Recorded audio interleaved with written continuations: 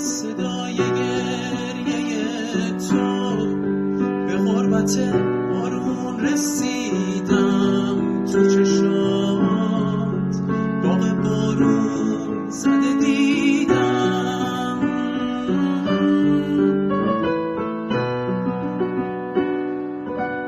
چشم تو هم رنگه باغه، تو غربت رو به پاییز مثل من از یه درد کهنه لبریز.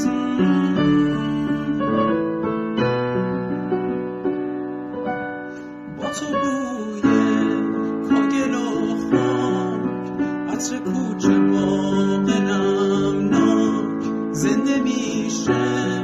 با تو بوی خاک و بارون، عطر ترمه و